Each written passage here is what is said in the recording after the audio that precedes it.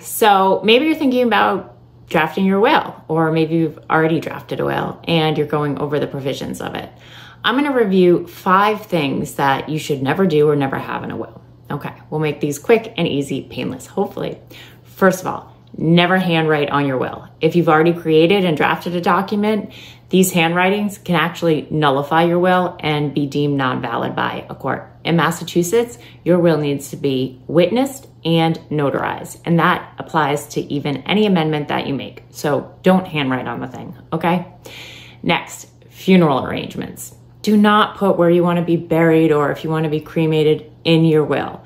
There's other ways to do that. You can simply communicate it, or there's other documents that you can create which will document what you want for your final burial wishes. But if you leave it in a will, there is a huge risk that your will is not going to be read or pulled until way after that time comes. Your family is going to want to mourn you. They are going to want to create a memorial for you. And it may not be consistent with what your wishes direct in the will. So don't do that, okay? Next, anything with beneficiaries, your IRAs, your 401ks, your annuities, your life insurance beneficiaries. Those are already predetermined to go to the individuals you have listed in your beneficiary designations, and these beneficiary designations override your will. So if you write something like, oh, I want Molly to have my IRA account, but the beneficiary designation you created 25 years ago dictates that Paul is going to have your IRA account, guess what? Paul's going to get your IRA account because beneficiary designations override your will. Next, just don't write reasons why you're giving a bequest. Again, Molly, she's a great kid, right? She called you once a week. She brought you McDonald's twice a week. She was there every Christmas.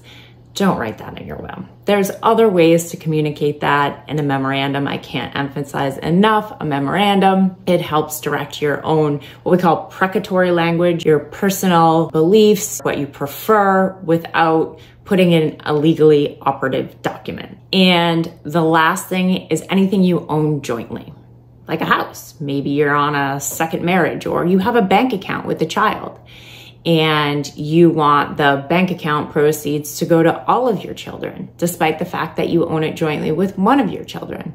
Well, joint ownership, similar to beneficiary designations, overrides your will. So the survivor, your surviving child, will receive that bank account, and the other children will be left out, even if you write it in your will. Okay, so those are 5 hot tips that you can now use when you are thinking about your estate plan, whether amending it or going at it your first time. Of course, if you have any questions at all, please feel free to reach out. Thanks, guys.